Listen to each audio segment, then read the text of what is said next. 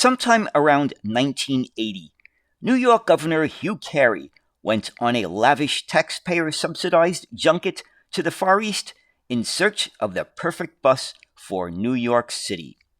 In 1981, a couple of Japanese test Hinos took to the streets of Manhattan in what would probably become one of the most disliked buses of all time. So let's take a look at this bus. Is it Hino or heck no? Hi, this is Jeffrey, and in two previous videos that I posted, we looked at foreign buses tested by the New York City Transit Authority in the late 1970s and early 1980s. Those were the British Leyland double-deckers and the French Renault PR100. Now, the Renault bus was tested in 1981, and in that same year, there was another foreign bus tested, which was the Japanese Hino RC type bus.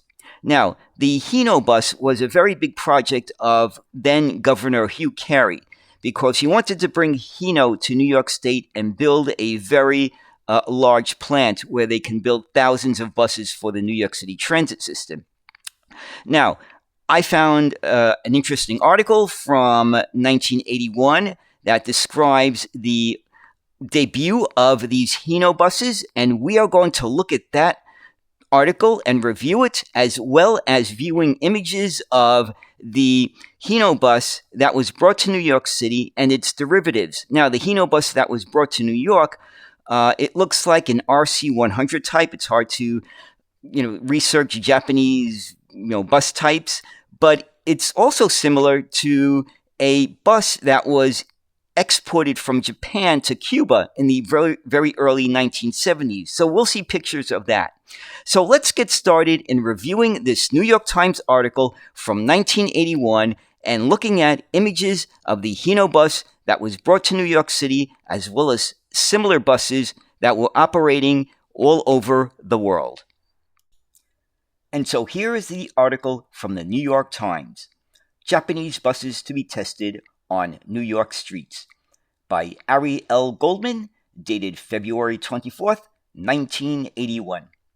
3 Japanese-made passenger buses will soon be in service on the streets of New York City as part of an experiment to determine whether a Japanese manufacturer will build a bus plant in New York State. The announcement was made yesterday by Governor Carey and officials of Hino Motors Limited, the largest producer of buses in Japan. The first of the buses, which will be operated on regular Transit Authority routes by Transit Authority drivers, is to arrive in late April.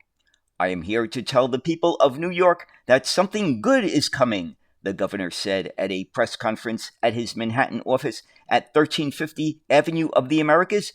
You won't have to put up with broken down buses forever. The model that will be tested on the New York streets, the toughest test in the world, according to one state transportation official, is the Hino RC rear under-engine bus series. The bus is similar in design to those now in service in the city, though considerably smaller. Carey says, "Try this bus." Mr. Carey invited New Yorkers to try this bus and tell me how you like it. Masamichi Yoshimizu, Hino's manager of market development, acknowledged through an interpreter that conditions in New York are a little bit more severe than in Tokyo, but he said he was confident the bus would run well. The initial tests, involving 2 buses, will seek to determine what modifications are needed for New York and New Yorkers. Then a modified vehicle will be added. It would be tested elsewhere in the state as well as in New York City. After a year of testing, a design would be developed consistent with United States bus standards, and a decision would be made about opening a Hino assembly plant in New York. A controversial journey.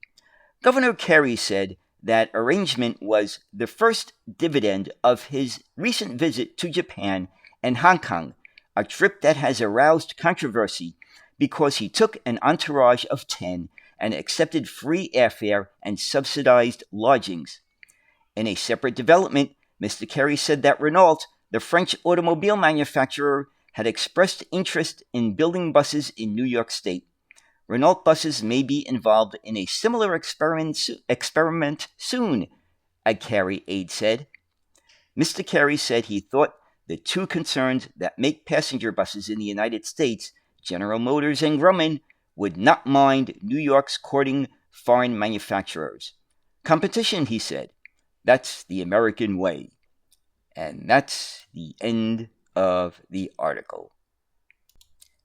Now, in addition to the article we just heard, there was a second article that I found on the Japanese Hino buses right after they put them into service.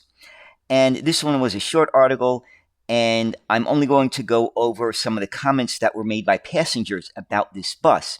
So the article was called Tested Riders Test the Hino by Judith Cummings, June 11th, 1981. And Viola Anderson, a rider on the bus, said, "The seats aren't very wide. There's going to be a problem if you get two fat people." And it goes on to say that noticeably smaller than the buses New York riders are used to, the sample Hino is 96 inches wide instead of 102 inches, is shorter from floor to ceiling, and has cushioned two abreast seats that left some passengers feeling decidedly on edge. And another comment, "This bus is totally unique," announced Roger Falcon, an alert 11-year-old in a school blazer who spoke with the voice of experience. "They've got a bus running behind us," he noted. "That is on purpose. That's so that if this one breaks down, they put everyone back there." And so I guess they probably didn't have too much confidence in the Hino bus, if that was the case. But these are just extra comments I wanted to add for the video. Now, let's take a look at a small gallery of photos of Hino buses that were exported to Cuba in about 1971. It was quite difficult to find photos of the exact model and configuration that was used in New York City. One of the closest I could find were the buses in Cuba, although this is a suburban or tour bus version, but many body details are the same.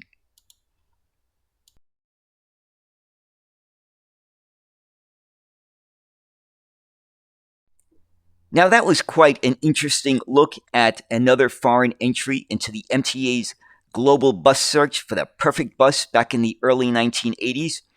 Now, I once knew someone who rode that bus, and they told me that it was absolutely terrible because they said it was like riding in the back of a truck, because I believe that bus was basically just an unmodified truck chassis. Now, bringing a bus to New York City that is smaller, shorter, has lower ceilings, has much smaller seats, was a good idea. I don't know how anyone could have thought that, but apparently Governor Carey did think that bringing a bus like that to New York City was a good idea. And so the whole idea of a Hino bus was probably doomed from the start. Now, Hino never ended up building a plant for buses in New York State, so that just never became a reality.